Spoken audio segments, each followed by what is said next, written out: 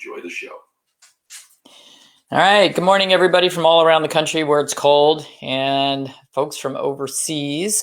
Yeah, today's a big day, big 3-0 for Brandon. So I think that Gwen gave him the day off from work, or he gave himself the day off from work, whatever. He's going to be meeting Hugh at the farm supply store to get fertilizer and seed for our pastures and retirement hours, exactly. So we're really excited. We've got about 10 days of dry weather, so they are going great guns on the house. And we think that the fields will be not so soft so that we can get in with the tractor without making huge ruts and get some seed down. And if we can give it about 4 weeks to grow before we bring the rest of the horses over, I think we'll be in great shape because things are starting to green up and it's looking really good. So in the past few days, I've gotten emails and had conversations with people that have lost their pets under less than stellar circumstances. And it's sad because it can sometimes be hard to find really good, compassionate care for your pets. Somebody emailed me this morning looking for a vet with similar thought process as mine as far as, vaccines and doing things a little more naturally. And she told me where she was, and I gave her an idea, but I didn't know exactly where she was. And she said, "Oh, that's 6 hours away." But I would drive 2 hours. She said that in the town where she's been going with the veterinarian, the dogs don't even get exams. They go in for shots and they get poked with a shot, and that's it. And her dog has a heart murmur, which was discovered when she took the dog to a university. And that is not acceptable. And I know it's really difficult right now because a lot of you are not able to go in the building with your pets. And that's why that curbside form that we made is so important. And I would tell you that if whether you're in the building with your pet or you're dropping your pet off curbside, when you talk to the veterinarian, you want to ask questions and you want to say, well, how did his heart sound? Well, how did his ears look deep down in the canals? Did they use an otoscope to look in there, or did they just pick up the flap? Or did they not even get near the ears? What do his teeth look like? What do the teeth in the back look like? Not, just a quick look. Like, what's the oral health on my pet? What do the ears look like down in the canal? Did you look at the eyes? Did you, palpate all the lymph nodes? Did you palpate the abdomen? Did you listen to the heart on both sides of the chest at all the different levels? Because there's heart valves low, there's heart valves high. Did you look under the tail? Did you look to see if there's any lumps or bumps or masses under there? Did you flex and extend the front legs, the back legs? Now, I got to the point after 37 years of doing this where I could go through all the systems of the animal in about, 5 minutes pretty quickly, and get all those things done. So it's not something that should take a half an hour to really do a complete examination. For instance, the veterinarian who was closest to us at our Pennsville office, 9/10 of a mile down the road, he was really not happy when we opened up. But he never took cats out of the carriers. He never did a physical exam. He literally would diagnose them from outside the carrier. Oh, it's got allergies. Here's your Depomedrol shot. And he would reach in, scruff the cat, and poke it with steroids. No exams. And that is wrong. The people that lost their pets that I talked to this weekend, one of them had heart surgery on her dog in Japan. A lot invested. That's her child. Time, effort, money, whatever. But she was highly vested in her pet's health, and she knew something wasn't right. And she took her dog to one of the premier huge veterinary centers in this country. And they missed the diagnosis, gave her back her dog, said it was okay, and it died in her arms a few minutes later. It wasn't okay. She knew it wasn't okay. Another one took her cat to one of the premier veterinary establishments in this country, and they dropped the ball, kind of like what happened with my Pookie. The critical care people were not on top of it. She happened to be a medical professional, and she said the cat was diabetic. She said, well, what was his blood sugar today? Oh, well, we checked it. Well, what were his ketones today? Well, we checked it. And when she got the records, no, they didn't. And they sent the cat home in diabetic ketoacidosis. It was not stabilized at all. That's unacceptable. It's unacceptable. Getting no blood work on animals. Not recommending it. I did a consultation yesterday. This little dog is on 1, 2, 3, 4, 5, 6 medications and some supplements. And I said, you need to get lab work. It's a young dog. I said, you need lab work every 3 months. Your vet might say once a year. They might say never. I don't know. They might say twice a year if they're really on the ball. But with all those drugs on board, and these are not lightweight drugs, I would have that dog's lab work checked every 3 months. You have to be proactive and you have to stand up. And one of the things that you really need to do, so the person with the little dog with the clot in the heart, she was really angry. And she emailed me because I've done consultations with her, and she was really angry. I don't blame her.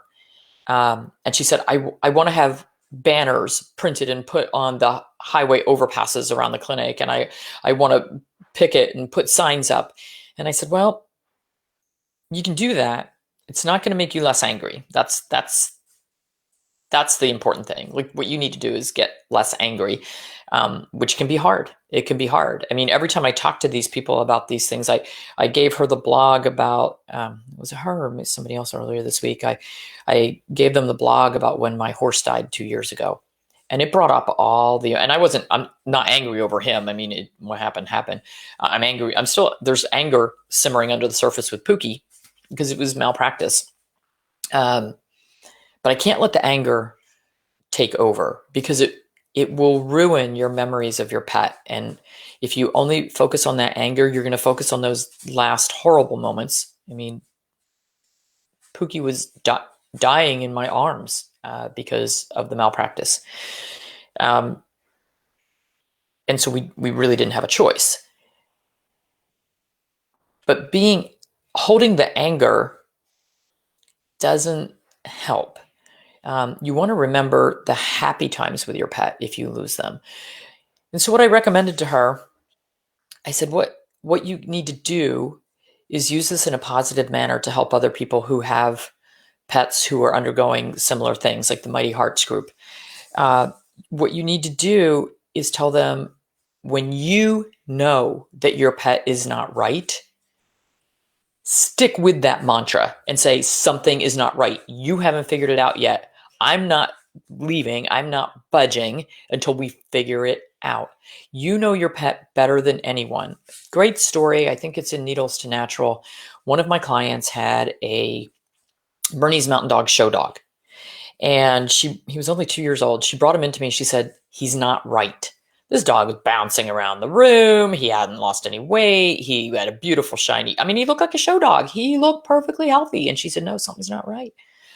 I said, all right, physical exam normal. I'll take your word for it. Something's not right. Let's run some lab work. Let's just be thorough. Let's just go on a search. And that darn dog was in kidney failure. He looked perfect to me. He was in kidney failure, and he ended up having leptospirosis. And because she knew something wasn't right, and she was persistent that something wasn't right, we caught it early, and that dog lived a normal lifespan. I think we put him down for different reasons when he was like 12. But she wasn't leaving without an answer. She said, something isn't right. So you know your pet better than anyone. Things that you need to do. When you know something's not right, keep pushing until you get an answer. If your vet isn't willing to look for an answer, get another opinion. You need a compassionate veterinarian, someone who will have a conversation with you, who understands that you are your pet's advocate and they don't want to butt heads with you. They want to work with you.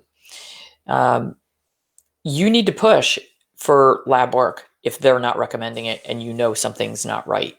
You need to push for lab work on your annual exam if they're not recommending it. You need to push for thorough physical exams, not just a cursory, yeah, looks good to me. No, thorough physical exam. use that curbside form even if you're going in with your pet, because what it does is it makes you think about everything that your pet is doing. Is he drinking more? Is he urinating more? Is he sleeping more? Is he hyperactive? Is he panting more? Does he have red eyes? Do his ears smell funny? Is there anything at all going on? And it gives you all the options for all the different lab work, all the different procedures that might be done, so that you think about it ahead of time. You have it all written out in front of you. So even if you're standing in the room with the doctor, you can go through that list and say, yeah, I want all this. Wait, this, I noticed this isn't quite right. There's been a difference.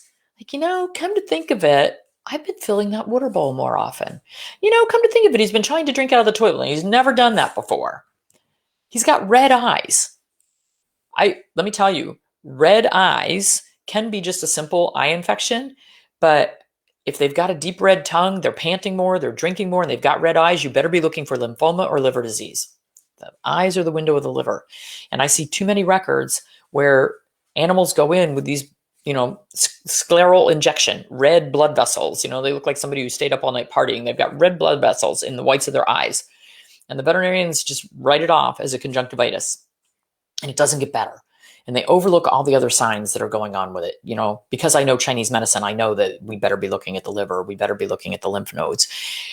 Very commonly, when you go in with a single complaint, he's got an ear infection, you don't get a full physical exam. They look in the ears, go, yep, it's infected, and here's your medicine, and there you go.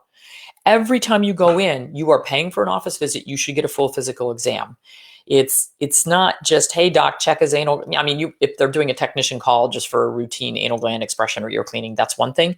But if you're going in because there's something new that is wrong, they shouldn't look at just the problem that you're pointing out. Hey, I want this lump checked. Okay, great. We're going to check the lump, but we're also going to do a nose to tail exam of the animal, because the lump is telling us something. The lump is telling us, hey, there's an abnormal lump. Let's make sure all the other systems are playing the way they should.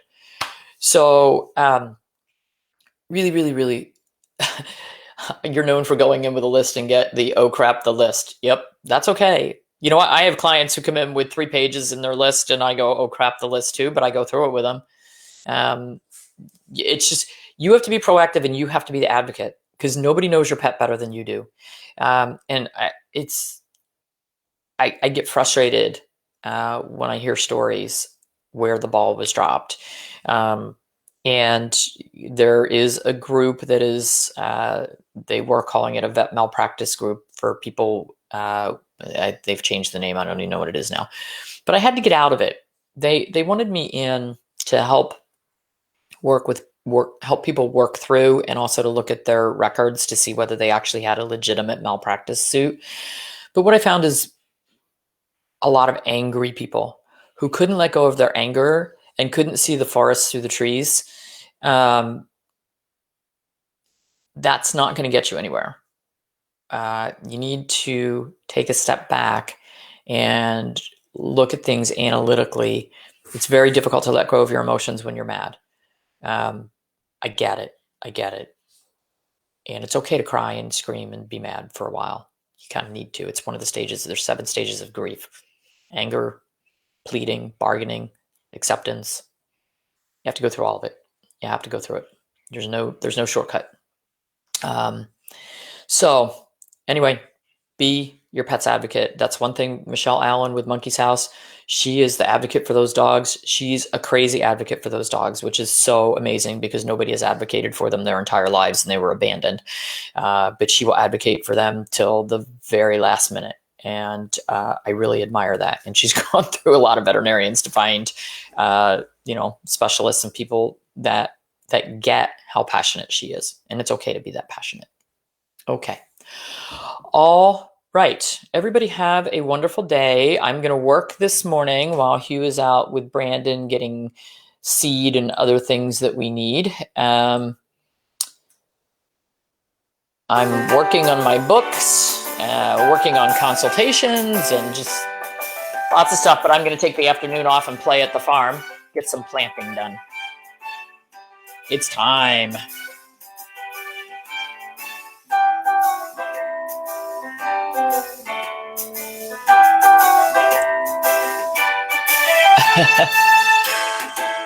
Oh, yeah, Colleen, exactly right. When you ask for copies of records, you'll be amazed what's written in there.